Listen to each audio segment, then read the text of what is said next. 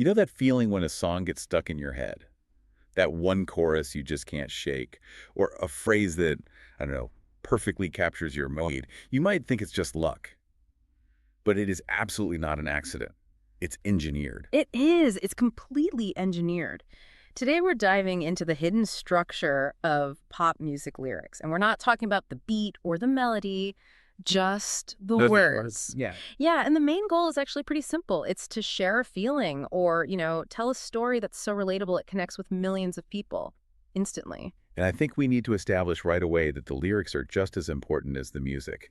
They are not throwaway lines. Not at all. Every single sentence is designed to keep you, the listener, hooked from that first second to the last.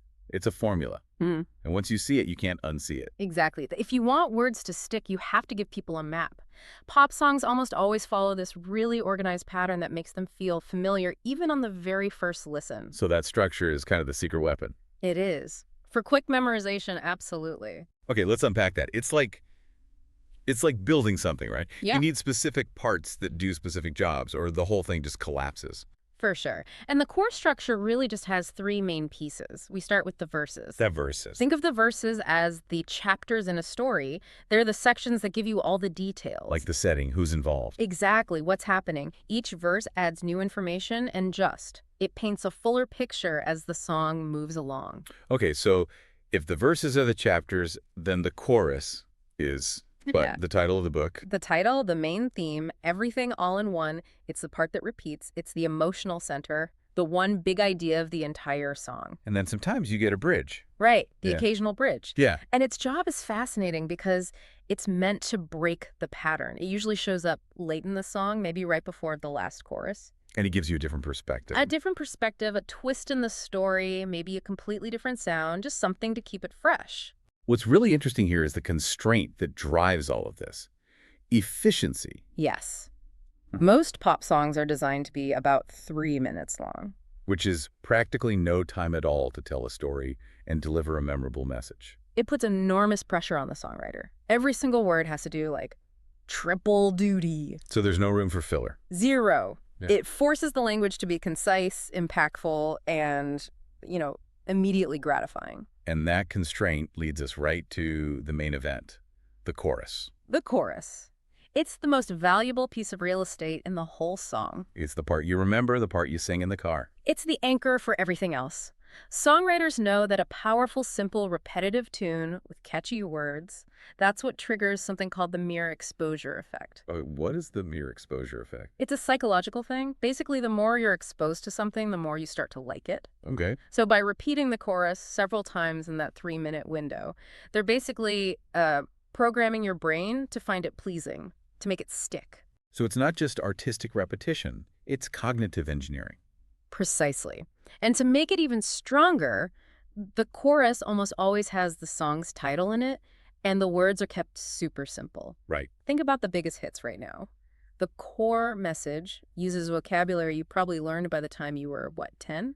I never thought about that. Well, But if the chorus is that simple, isn't there a risk of it feeling, I don't know, a bit basic? Where's the art? but that's the art. It isn't in using complex words. It's in finding the perfect combination of simple words that are still emotionally powerful. So simple doesn't mean shallow. Not at all. A great chorus is what turns a simple melody into a global hit. And when you hear a song on the radio or in a social media clip, it's always that chorus. That's the point of recognition. Instantly. Okay, so they nail the structure, they nail the chorus, but how do they make the words themselves just sound good? That must come down to the songwriter's toolkit. It does. They're not just poets. They're like sound architects, and they rely heavily on two main techniques. The first is rhyme schemes. Right, rhyming. Rhyming makes lyrics sound pleasing. It creates this smooth flow that's easy to sing and easy for you to remember. We all know the classic rhymes, light and night. That simple pairing helps you predict what's coming next, which just helps it stick in your memory even more. Yeah, but the real skill is in something called internal rhyme. That's when words inside the same line rhyme with each other. Not just at the end of the line. Right. They're like, it's a dream, it's a scream, a moment that can't be beat. These little hidden rhymes give the song its own rhythm before you even add the instruments. That's cool. Okay, so the second big tool is what gives it emotional depth, right? Figurative language. Imagery. This is how artists describe really intense feelings. love, sadness, without just saying, I'm sad. Which would be boring. Super boring. So we see two main types. The first is a simile. A simile uses like or as to compare things. Like saying your heart is beating like a drum to show excitement, or feeling as cold as ice to show you're feeling distant. You see the image immediately. Exactly. And a metaphor takes it a step further. It says one thing is another thing without like or as. The classic one is love is a battlefield. Love isn't literally a war, but you immediately get the idea of struggle and pain. Right. And what this does is it turns the song into a mini movie in the mind. It makes these big ideas relatable across cultures and just adds a ton of depth. All right, let's move on to maybe the most important element for grabbing our attention now. The hook. The hook. This is designed to be addictive. So a hook is a short, snappy phrase, right? But it doesn't even have to be words. No, it can be a sound effect, a weird vocal thing, a rhythmic pattern. The key is that it's designed to grab you immediately. They're usually placed right at the beginning of the song. Oh, absolutely. Yeah. In the first few seconds. If a song starts on the radio or Spotify, that hook has to hit you hard enough to stop you from pressing skip. And its whole function has changed because of social media. On TikTok or Instagram Reels, a viral song is usually just a tiny clip, maybe 5 to 15 seconds long.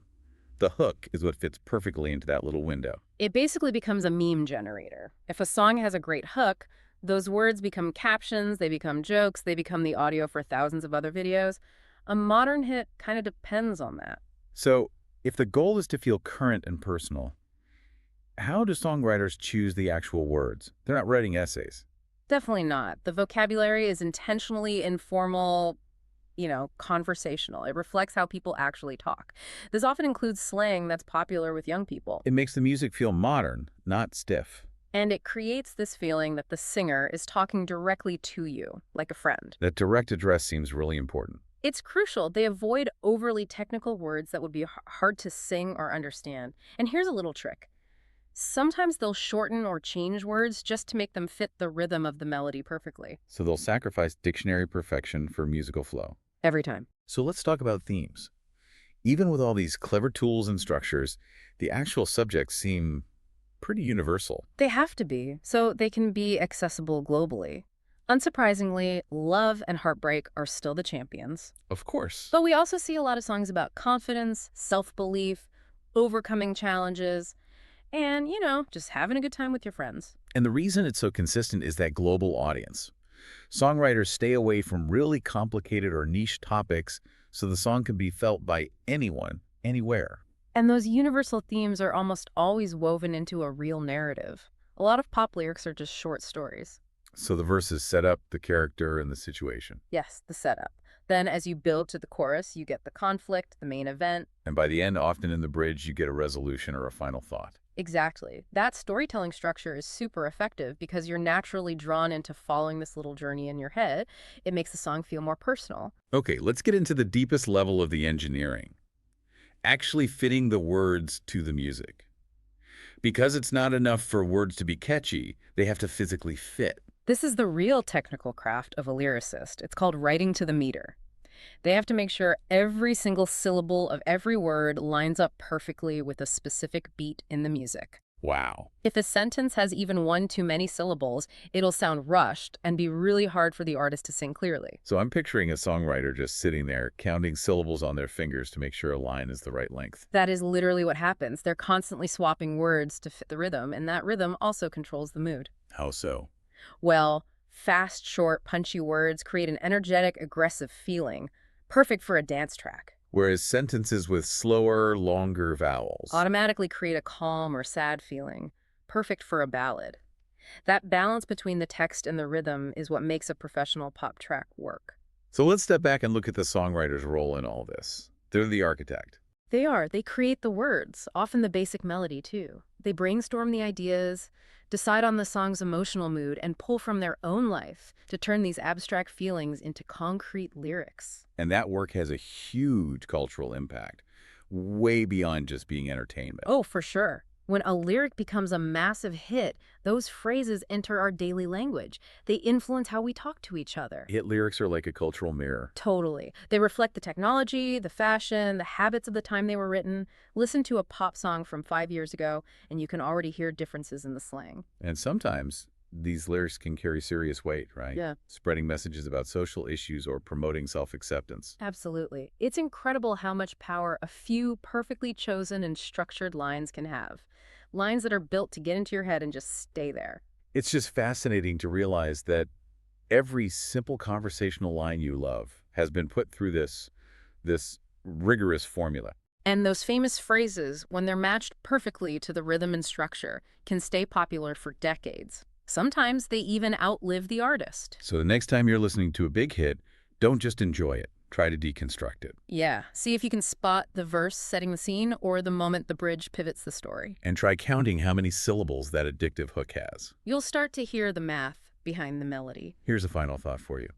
If pop lyrics are basically just a perfect mirror of our culture and how we speak, what happens when sophisticated AI starts writing the most statistically perfect lyrics? Will they still feel like our stories? Good luck with your studies.